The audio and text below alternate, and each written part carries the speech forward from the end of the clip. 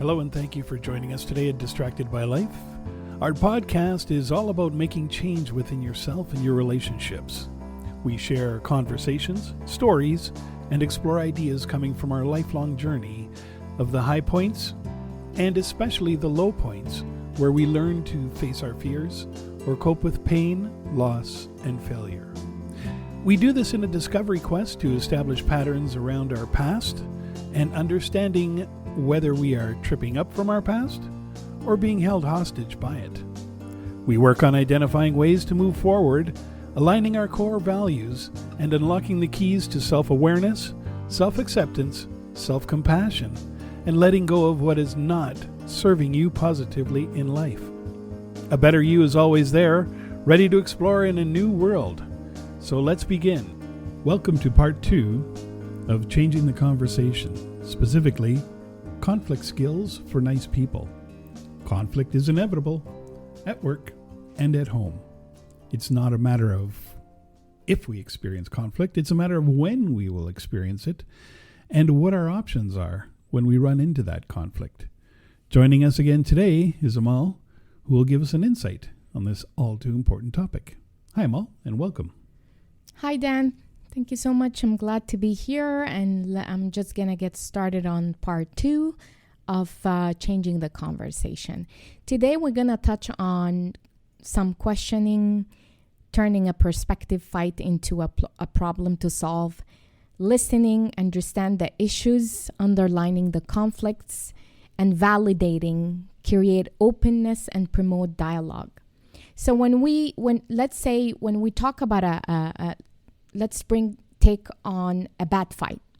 When we talk about a bad fight, conflict is necessary and can be healthy and productive, as we mentioned in part 1. Productive conflict turns into an unhealthy fight when parties try to solve for different issues. Individuals don't feel heard or understood. Each side retrenches rather than moving forward. That's when it turns into a bad fight or an unhealthy fight.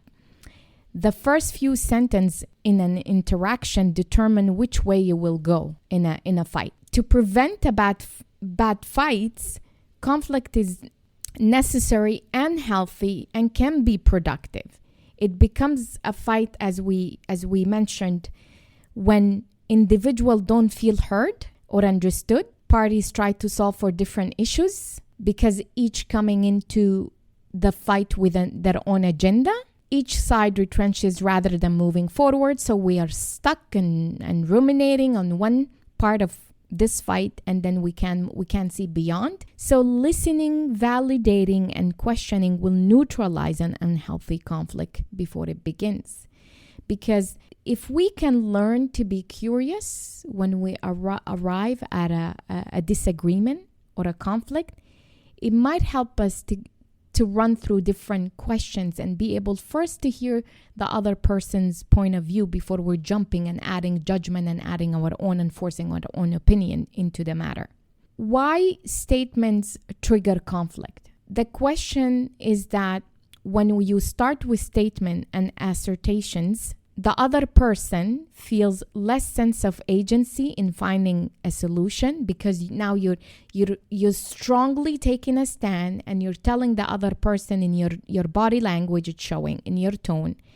So what happened is the other person seeing all this in the conflict with you, so they feel less sense of agency over finding a solution, and then perceives your position as a target to aim at, interpret as you not having confidence in their solution, doesn't have a path forward if they disagree with you. How many times this happen in the workplace when you're presenting an idea to your leader or manager, and you're very excited about that idea or that prospect, but then it gets shot down, and then you end up retrieving, basically. So you have a couple of ways to go about it.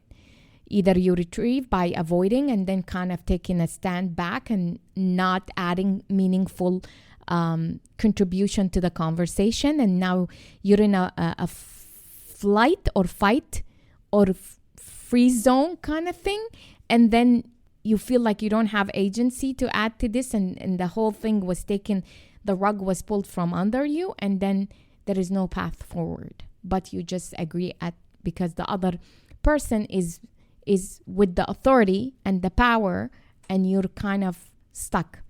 Effective questioning helps you engage as allies. Statement can signal that you are willing to be adversarial. So we're gonna talk about how to provide effective questionings. When we try to help, for example, in coaching, when you try to help clients to forge a path forward, relying heavily on questions. We as coaches, we tend to rely heavily on questions because it provides that reflective inquiry. So how could we do this? What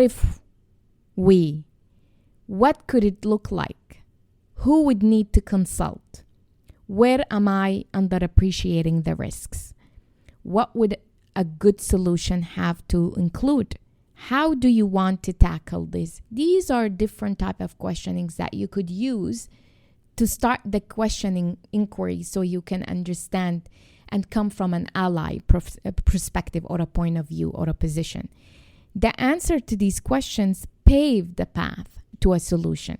Also, we're going to bring into this conversation, when you're trying to avoid a bad fight or a disagreement, we're bringing back how the level of listening. So the level of listening, as we covered previously, was we have a level 1 where we are listening to with ears, eyes, and heart, so less likely to trigger anger at not being listened to. And when we're looking at using level 2, you're listening for facts, feelings, and values, which less likely to create frustration by solving for the wrong issue, because you're checking for understanding to know that you are in the same page of the same issue we're talking about, we're referring to. Also, you don't want to violate someone's values in the process. When you are stepping into level 3 listening, you're being careful not to judge, protect, or identify. So basically pausing the voice in their head as it judges, whether their head or your head, as it judges, protects, or identify, which provide less likelihood of retrenches based on internal dialogue. When we are talking about, again, covering into bringing us back to the poor listening, why poor listening entrenches conflict? It entrenches conflict because when we don't listen effectively, we end up actually recapping quickly. The person doesn't feel heard and becomes self-protective, find new facts without changing their underlying beliefs. They reject your inappropriate solution and get frustrated and dismissive. Effective listening does help you figure out what treasure their castle is protecting, or they're solving for, or caring for. Poor listening causes them to fortify the walls and fire arrows through battle, basically battlement. So when we're gonna cover in this step, the last step, which is validating, that we spoke about. When invalidating inflame conflicts, when you invalidate someone, this is what happened.